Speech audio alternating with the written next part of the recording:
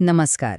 आपल्या सगळ्यांची लाडकी लाल परी म्हणजे आपली एसटी आता एका नव्या रूपात येणार आहे. हो, एक असा मोठा बदल होतोय जो आपल्या लाखो प्रवाशांचा रोजचा प्रवास कायमचा बदलून टाकू शकतो. आणि हा बदल किती मोठा आहे तर आकडा बघा, तब्बल 8,300. हो, इतक्या नवीन कोऱ्या बसेस एसटीच्या ताफ्यात येणार आहेत. याचा सरळ सरळ अर्थ काय तर विशेष करून जे गावाखेड्यांतून प्रवास करतात ना, त्यांच्यासाठी प्रवास आता खूप जास्त सोयीस्कर आणि वेळेवर होणार आहे. पण थांबा, एकदम इतक्या बसगाड्या बदलण्याचा निर्णय का घेतला गेला असेल? म्हणजे अचानक असं काय झालं? तर ह्यामागे एक खूप मोठं आणि महत्त्वाचं कारण आहे. एक असं कारण जे आपल्या राज्याच्या संपूर्ण वाहतूक व्यवस्थेला एक नवी दिशा देऊ शकतं. आणि हा निर्णय कोणी घेतलाय तर आपल्या महाराष्ट्र राज्य मार्ग परिवहन महामंडळाने, म्हणजे MSRTCने. हो, हीच ती संस्था जी रोजच्या रोज लाखो लोकांना महाराष्ट्राच्या अगदी कानाकोपऱ्यात घेऊन जाते.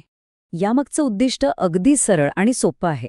रस्त्यावर धापा टाकत चालणाऱ्या जुन्या खराब झालेल्या बसेसना आता बाजूला करायचं आणि त्यांच्या जागी काय तर नव्या कोऱ्या चकचकीत आणि एकदम आधुनिक बसेस आणायच्या.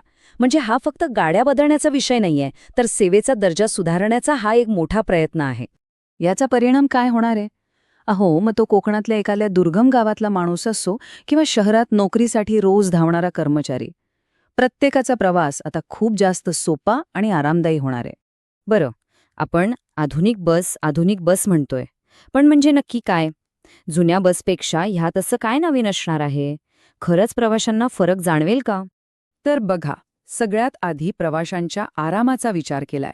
म्हणजे सीट्स आता जास्त कम्फर्टेबल असतील, लांबचा प्रवास सुद्धा आता त्रासदायक वाटणार नाही. शिवाय ब्रेकिंग सिस्टीममध्ये सुधारणा केली आहे. म्हणजे ते जे अचानक लागणारे धक्के आहेत ना, ते आता बसणार नाहीत. आणि इतकंच नाही, काही ठराविक मार्गांवर तर आता एसीची सोय सुद्धा असणार आहे. आणि या सगळ्यापेक्षाही महत्त्वाचा मुद्दा आहे तो म्हणजे सुरक्षिततेचा.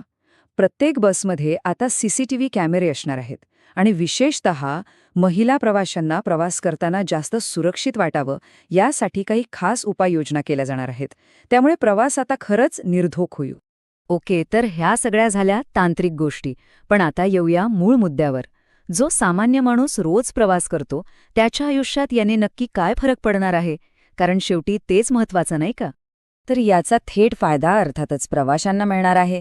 जरा विचार करा, बस वेळेवर येतेय, रस्त्यात कुठे बंद पडत नाहीये, प्रवास एकदम सुरक्षित आहे आणि गावाकडून शहराकडे जाणं येणं किती सोपं होऊन जाईल.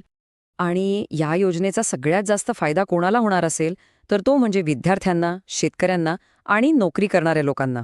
अहो, ज्यांचा अख्खा दिवस एसटीच्या टायमिंगवर आणि तिच्या भरोश्यावर चालतो ना, त्यांच्यासाठी हा बदल म्हणजे एक खूप मोठा दिलासा आहे. पण थांबा, या निर्णयाचे फायदे फक्त प्रवाशांपुरतेच मर्यादित नाहीयेत. ह्याचा एक खूप मोठा आणि चांगला परिणाम आपल्या राज्याच्या अर्थव्यवस्थेवर आणि रोजगारावर सुद्धा होणार आहे. म्हणजे कसं तर नवीन बसेस म्हणजे फक्त प्रवाशांसाठी सुविधा असं नाहीये, तर यातून अनेकांसाठी रोजगाराच्या नवीन संधी निर्माण होणार आहेत आणि हा निर्णय आपल्या राज्याच्या आर्थिक विकासाला सुद्धा एक मोठी गती देऊ शकतो. यामागचं गणित एकदम सोपं आहे बघा. 8,300 नवीन बसेस आल्या म्हणजे त्या चालवण्यासाठी आणि त्यांची देखभाल करण्यासाठी मोठ्या संख्येने ड्रायव्हर आणि कंडक्टर लागतील, बरोबर?